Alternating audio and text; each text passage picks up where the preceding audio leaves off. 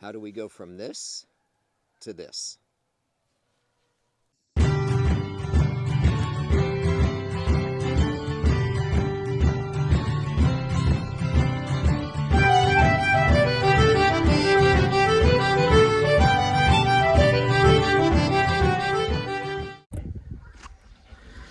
Good morning, Ramsey.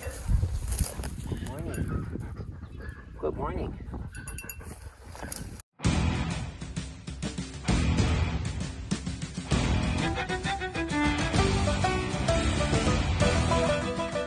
So what do you do when you don't have an ATV to move the sheep tractor? You grab your truck.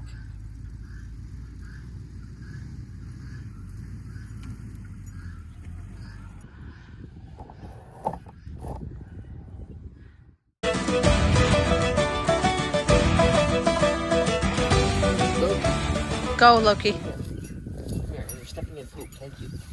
Now you're going to try to leave it. Who's afraid of a truck? Come on, let's go. Get over there. Get over there.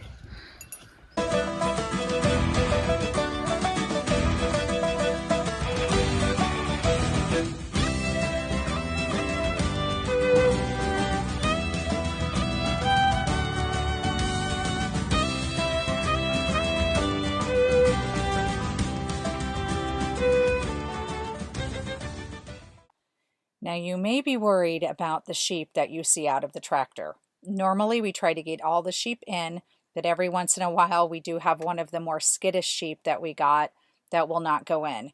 We typically don't worry about it if only one or two are out. Sheep are herd animals. They will not leave the herd, so we're not overly worried about it. As you'll notice throughout the video, she stays close to the tractor and we never lose her.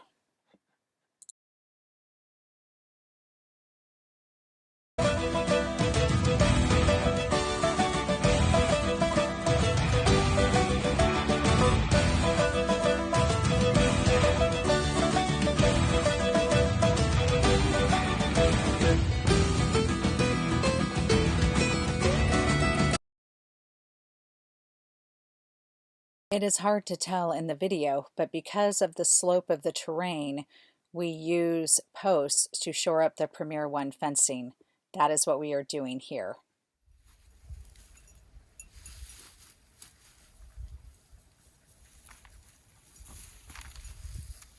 Take a couple and you go. Here, you want to go on the inside so because it's going up steep. I think it's going to be harder to get in there. Is everything right?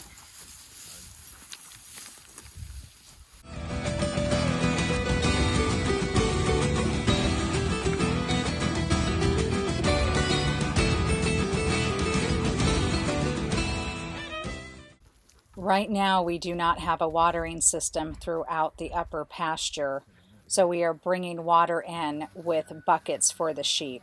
Once we have the fencing in, we will be running a hose from the water cistern. We will bring you along and show you how that is done when we complete it. All right, guys, ready?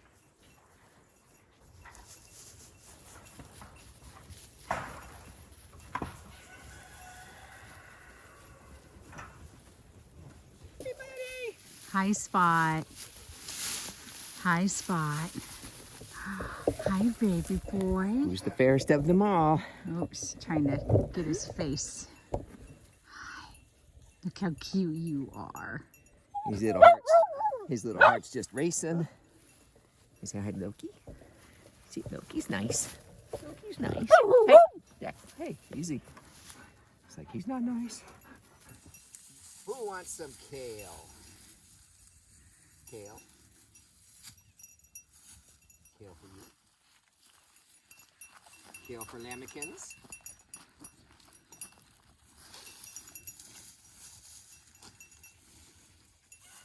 That'd be fun. Now if you like the fence. You being a pig. You being a pig.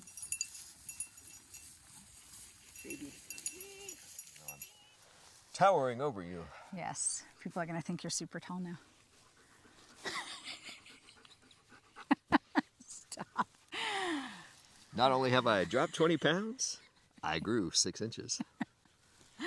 All right. I got a fat head. Yes. Right, Ramses? Ah. There's my baby. Hi, sweetheart. I don't have any sweet feet for you. Hi, sorry. Hi, sweet baby. I know.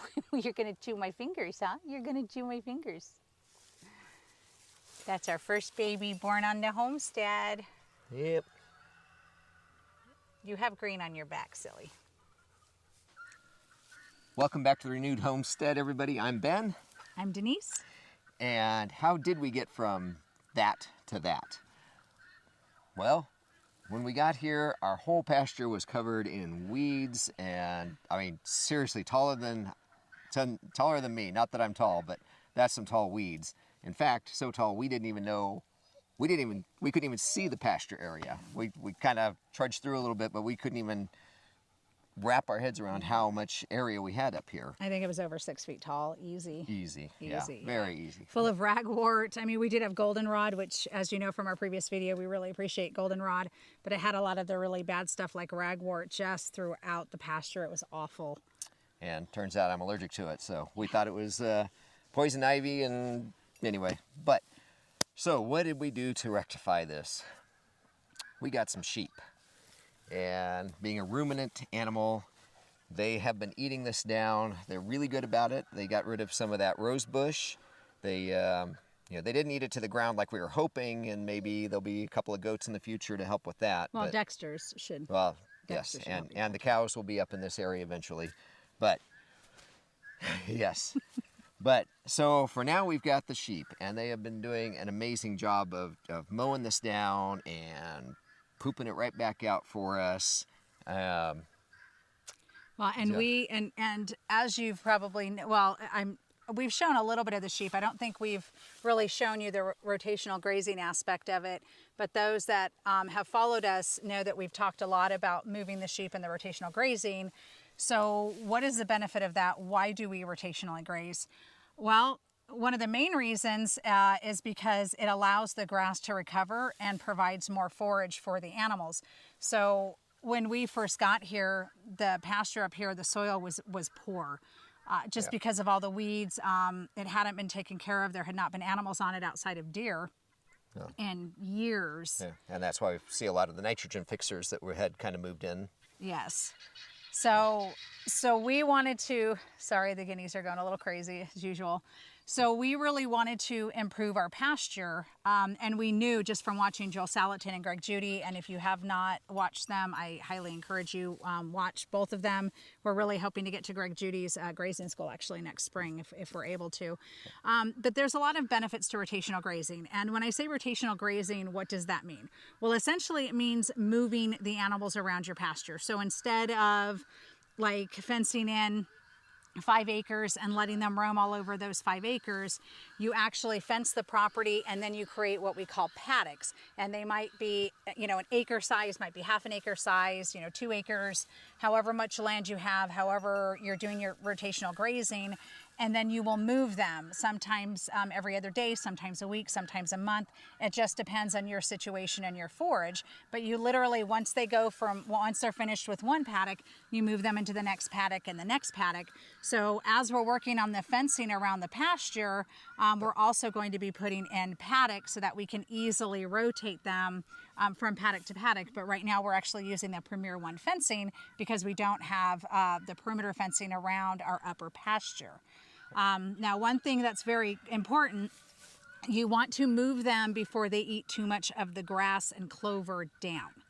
So what happens is if they go down to the ground, there's less surface area, the roots get damaged, the grass is not able to recover as quickly. So you move them typically 2 to 3 inches. When the grass is about 2 to 3 inches, I think most people recognize about 2 inches, depending on the grass species. Obviously, you have Bermuda, it's going to recover a lot faster. But once it's got about 2 inches, then you move them to the next paddock. And as you're rotating, that first pasture that you started them in, or that first paddock, has a chance to recover. Yeah, Greg Judy refers to that as teenage grass. Yes. If they eat it down to the ground where it's just dirt, that's baby grass coming back. Then you cut it down that 2 or 3 inches, that's teenage grass. But if it gets taller than that, then I'm not even sure what he calls it, but that's the older grass. It starts losing nutrients, and you're falling behind. And you can kind of see we haven't been even to fall behind, we're still catching up, if you will.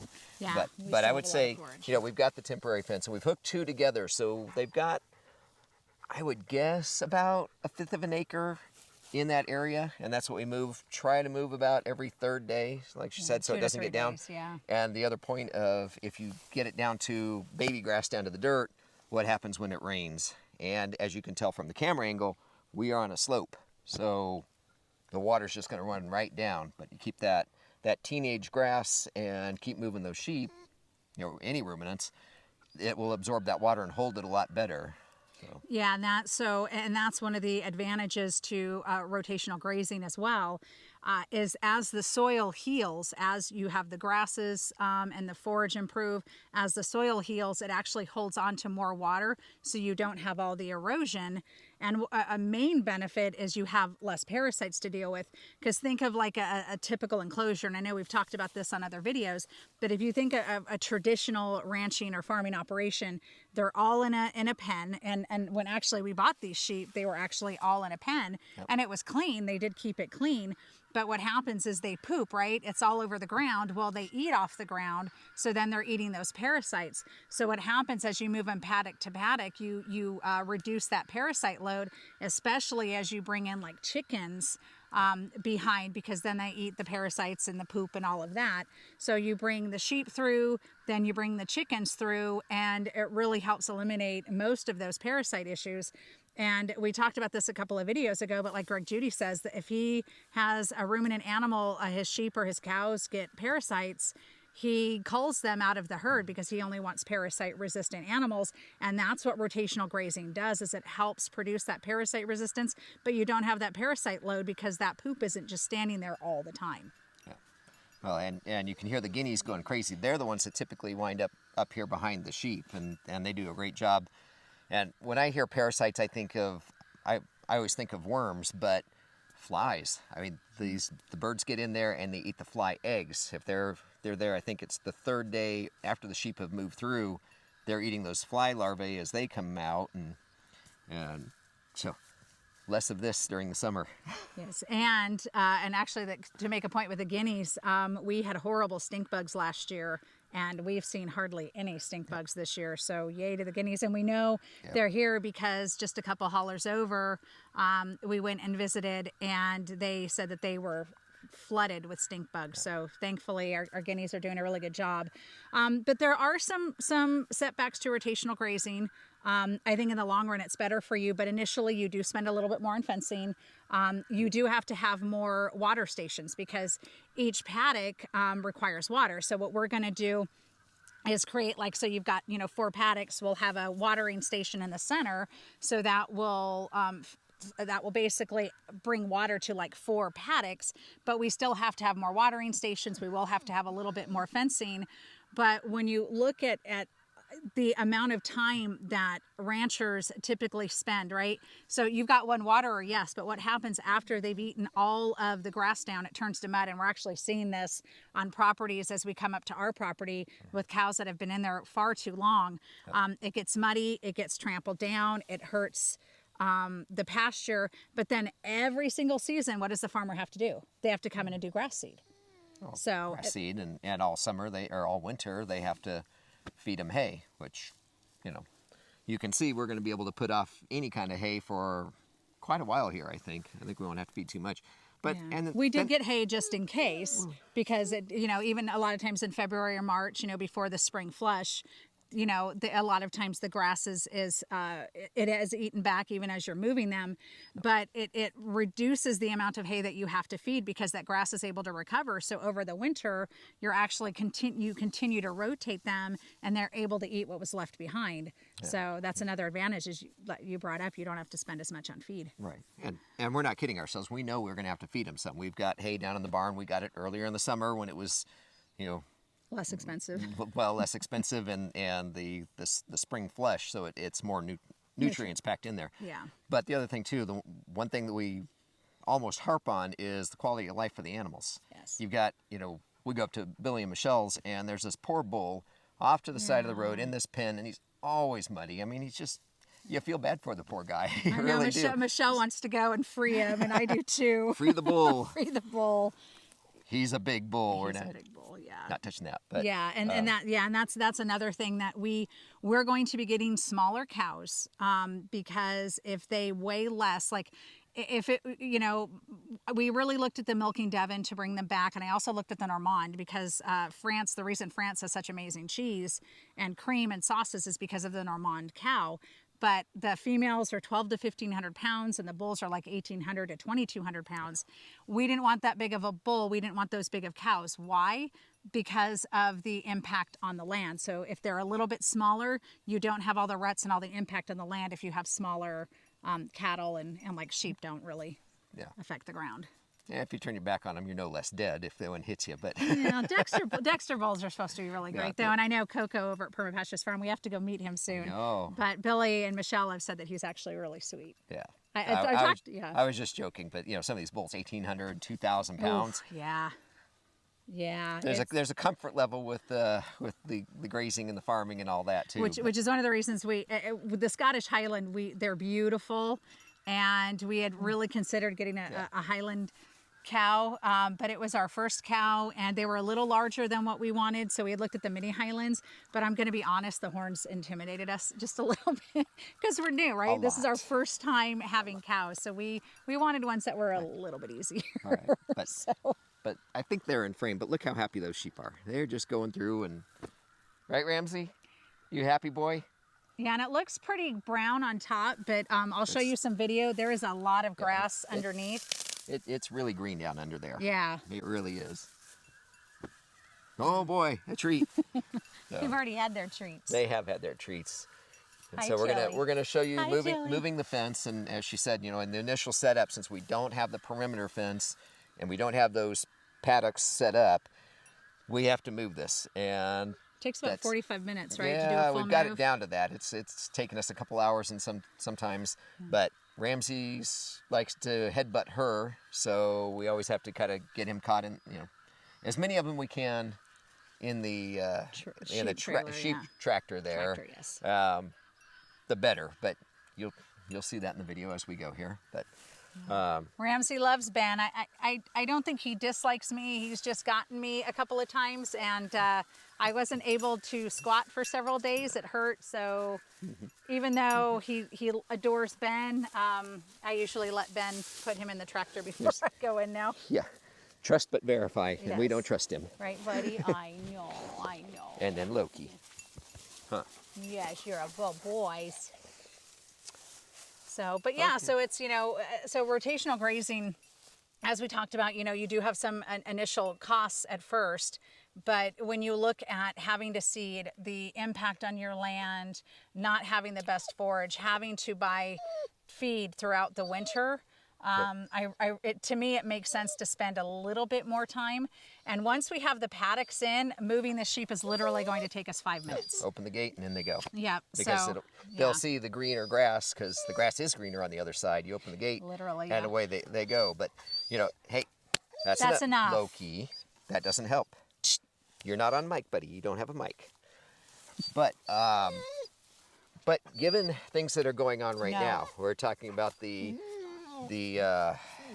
water shortages, corn and wheat and things, that ranchers need to overwinter their cows, their cattle. There's just shortages, and the cattle ranchers, a lot of them are dependent on being able to feed hay and corn and those kind of things. It appears that a lot of that's not going to be available.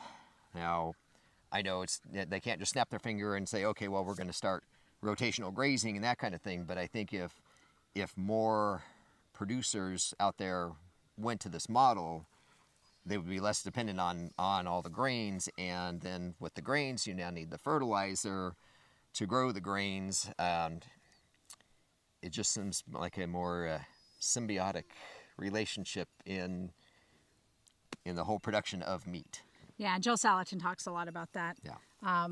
About allowing the sheep to do their thing, the cows to do their things, the pigs to do their things, the chickens to do their things, and utilizing nature, as we've talked about, so it works together.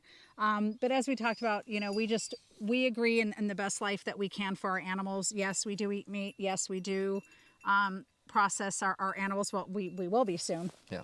And that's part of it. And no, it's not easy to do that, but we give them the best life we can. And part of giving them that best life is rotational grazing. And these guys, believe it or not, they were on grain and they took to grass. Like we had gotten some grain to try to integrate into the grass so we could feed a little bit of grain, a little bit of grass, but they took to the grass immediately, no problems. Yeah, we wanted to wean them in because you can cause digestive issues if they just, go from one to the other, and they did okay. They did great. We didn't really have any issues. Any issues, but yeah, they were their pen that was just dirt, and they were eating right there where they'd been pooping. So, and that was a concern. We kept close watch about any worms in their poop. Yeah, and they do get a natural. We do put a natural dewormer in their mineral, just to make sure we haven't had any issues. We haven't seen any signs of it.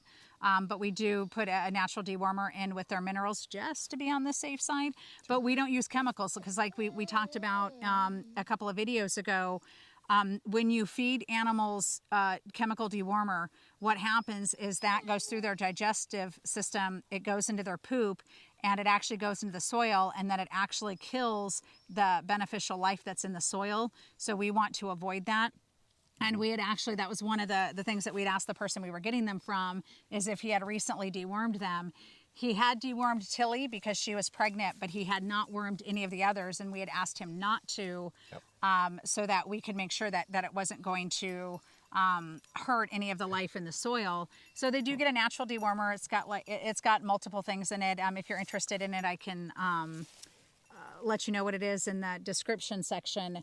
But they're just, they're doing really well. I think we picked up 5. We now have 8. I was just smiling about that because we originally went down to buy 3. We were getting Ramsey and 2 females. 2 females, and they're the skittish ones. So anyway, we were down there, and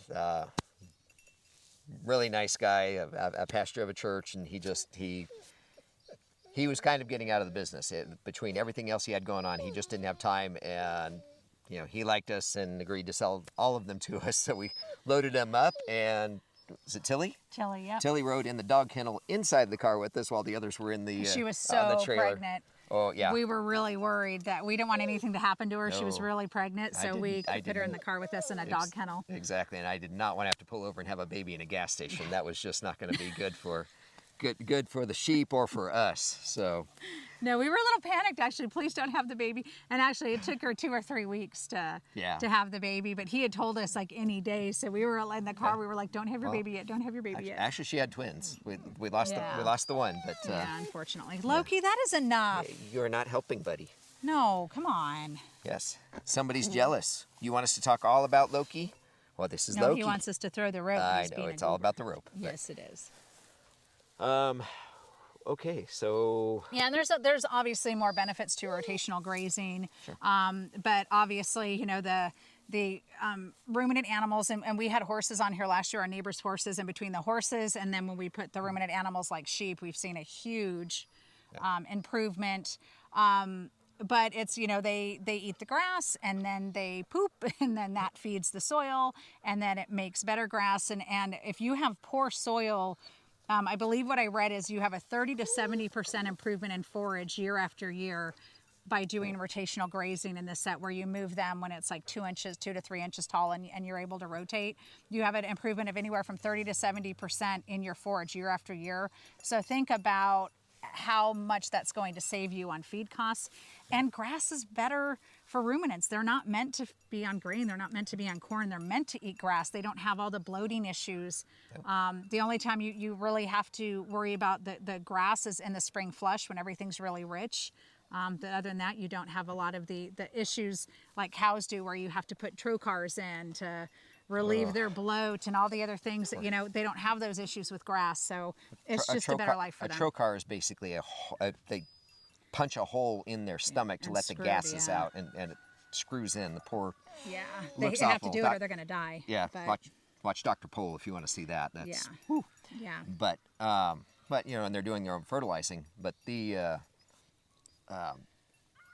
weren't able to just go in here to the 6-foot tall grass. Well, actually, when we got here, we didn't have the sheep. I mean, that came a little bit later.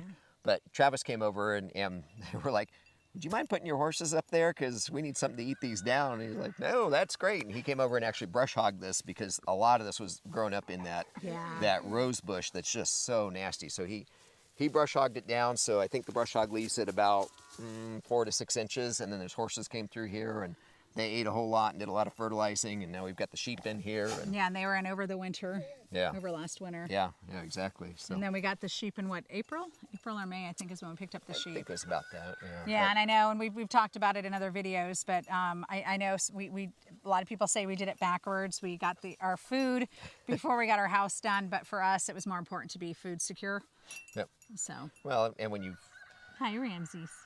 Sometimes when opportunity knocks, you've got to open that door. And opportunity was here with the sheep, and if we had 3, yes, it would be a lot easier. And yes, I've had a few conversations with some of these guys out of earshot of everybody else, but we've got them moved. You. I know, Ramsey loves you. We've got them moved, and soon we will have some meat in the freezer and yeah, every time we schedule to process on a weekend, something comes up. So we're hoping that the next weekend, we're hoping to schedule them in 2 to 3 weeks because we want to get them done before any of them get pregnant again too.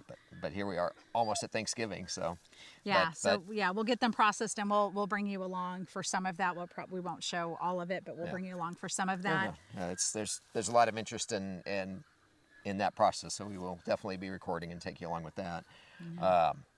Now, Billy and William swear that we can't tell the difference between. No, they say it's better. Well, yes, they say it's better than steak. That's a lofty goal. So yeah, I'm not buying it. We love steak. Yeah, so we're gonna love steak. Yes, and we know it's not born on styrofoam, but we're gonna do a blind taste test and see. They're gonna blindfold me. Yep. And then I'm going to taste the steak and the katatin. Are you going to be blindfolded too? I think he wants to see how we both respond to it. I'm calling a no on that. I think I'm going to like steak more, but they swear. So we will see. And if I am wrong, I will say I'm wrong.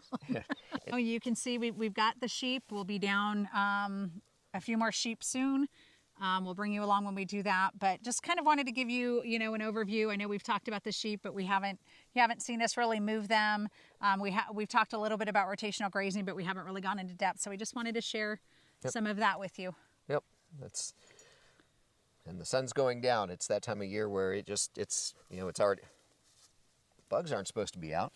It was a warm day. Yeah, it was in that 65 today. We went from really cold to 65, and then tomorrow we're supposed to be really cold again. So yeah, crazy weather. But yeah, I get off my day job and get out, and the sun's already dropping behind that mountain. It's a weird time of year. And now with the time change, the time zone, time change thing. Yeah, we went from snow to 65 degrees. So. Yeah, weird. But anyway, okay. So I think we covered a lot of territory there that we wanted to cover, and why we have sheep, and how we got from a ragged, unused area to what's starting to look like really nice grass, and we'll just keep doing that.